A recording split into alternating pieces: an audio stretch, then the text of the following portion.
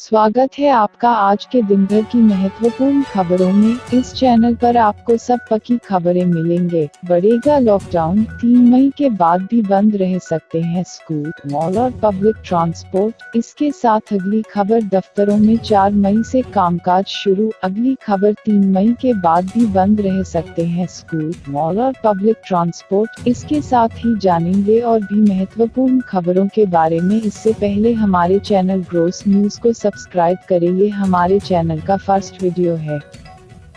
भारत में corona virus की बात करें तो कोरोना वायरस का कहर दुनिया के साथ साथ भारत में भी बढ़ता जा रहा है। देश में इस खतरनाक वायरस के अब तक कुल लगभग 29,435 मामले आ चुके हैं। इस बीमारी से 6,869 लोग ठीक हो गए हैं या उन्हें अस्पताल से छुट्टी दे दी गई है। यह जानलेवा बीमारी देश में अब तक सरकारी आंकड़े के अनुसार 934 लोगों की जान ले चुका है।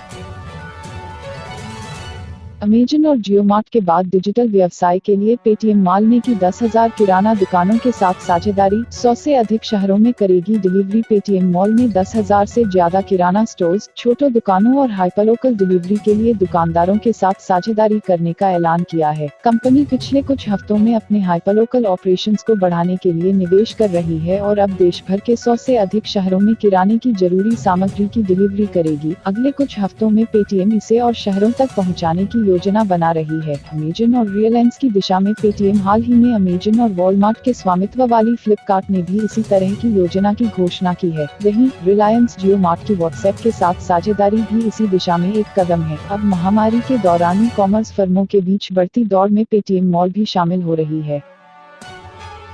छत्तीसगढ़ लॉकडाउन फेज 2 का 14वां दिन। दफ्तरों में 4 मई से कामकाज शुरू। कोरोना संकट के बीच छत्तीसगढ़ में 2 अच्छी खबरें आई हैं। कोरोना का हॉटस्पॉट बन चुके कोरबा में पिछले 10 दिनों में एक भी केस सामने नहीं आया है। राज्य के सरकारी दफ्तरों में 4 मई से कामकाज सामान्य रूप से शुरू हो सकता है। इसको लेकर मुख्यमंत्री भूपेश बघेल ने मुख्य सचिव को निर्देश जारी कर दिए हैं। उनसे सभी कार्यालयों में सैनिटाइजेशन समेत अन्य व्यवस्थाएं कराने के लिए कहा गया है।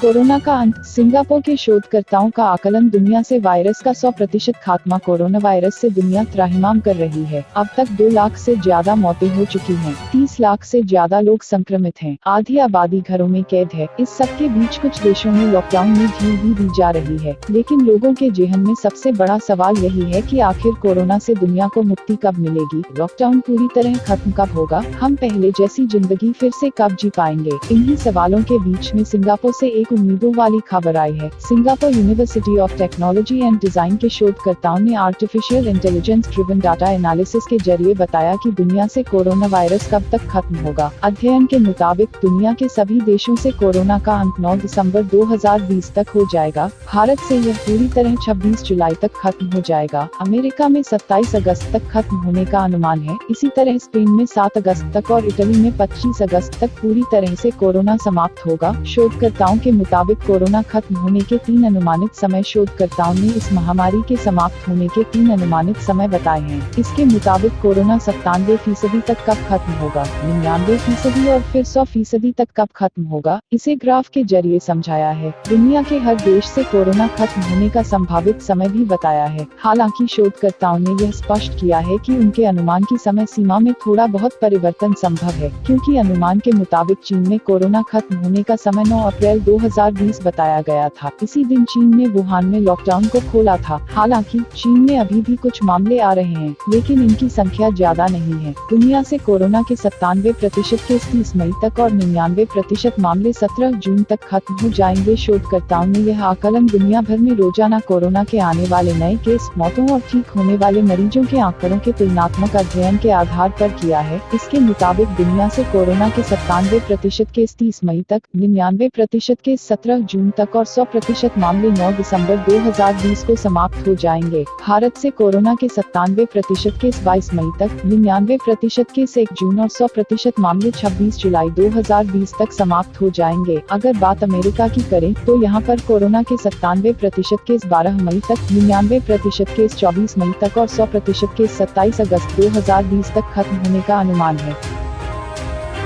अगली खबर, अक्षय कुमार ने मुंबई पुलिस फाउंडेशन को डोनेट किए 2 करोड़ रुपए। अक्षय कुमार की दरियादिली किसी से छिपी नहीं है। कोरोना वायरस संक्रमण के कारण हुए लॉकडाउन और देश में स्वास्थ्य कर्मियों, सुरक्षा कर्मियों के साथ साथ पुलिस के समर्पण को देखते हुए वे उनके लिए लगातार डोनेशन दे रहे हैं। अब उन्होंने मुंबई पुलिस को 2 करोड़ का डोनेशन दिया है। इसकी जानकारी मुंबई पुलिस ने अपने ट्विटर हैंडल पर सोमवार को शेयर की। मुंबई पुलिस कमिश्नर के ऑफिशियल ट्विटर हैंडल से की गई इस पोस्ट में लिखा है, मुंबई पुलिस फाउंडेशन के लिए 2 करोड़ रुपए का सहयोग करने के लिए मुंबई पुलिस अक्षय कुमार का शुक्रिया अदा करती है। आपका यह सहयोग उन लोगों की जिंदगी की रक्षा करने में मदद करेगा जो इस शहर की सुरक्षा के लिए समर्पित हैं।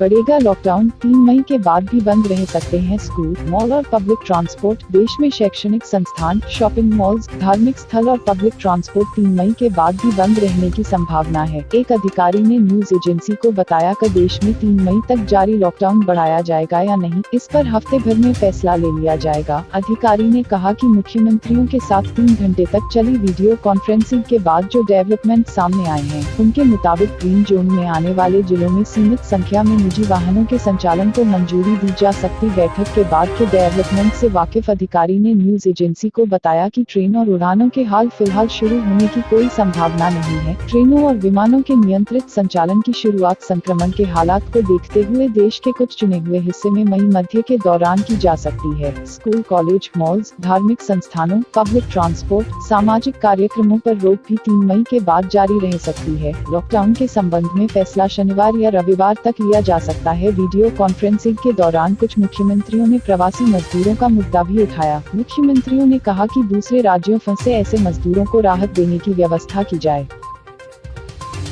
प्रवासी मजदूरों की घर वापसी की कवायद तेज, बाद ओडिशा भी सक्रिय। लॉकडाउन की वजह से देश के अलग अलग राज्यों में फंसे मजदूरों को प्रदेश सरकारें लाने की दिशा में सक्रिय हो गई हैं। उत्तर प्रदेश से लेकर मध्य प्रदेश, पंजाब सहित कई राज्य सरकारें बस भेजकर अपने अपने मजदूरों को लाने की कवायद शुरू कर दी है। तो ओडिशा के मुख्यमंत्री नवीन पटनायक ने भी अपने प्रवासी मजदूरों के लिए मुख्यमंत्रियों के साथ बातचीत की है। कोरोना वायरस से निपटने से लिए देश भर में लागू लॉकडाउन को 1 महीने से ज्यादा समय हो गया है। ऐसे में देश के अलग अलग राज्यों में फंसे हुए मजदूरों को प्रदेश सरकारें लाने की दिशा में सक्रिय हो गई हैं। उत्तर प्रदेश से लेकर मध्य प्रदेश, पंजाब सहित तमाम राज्य सरकारें बस भेजकर अपने अपने मजदूरों को लाने की कवायद शुरू कर दी है। तो ओडिशा के मुख्यमंत्री नवीन पटनायक ने भी अपने प्रवासी मजदूरों के लिए मुख्यमंत्रियों के साथ बातचीत की है।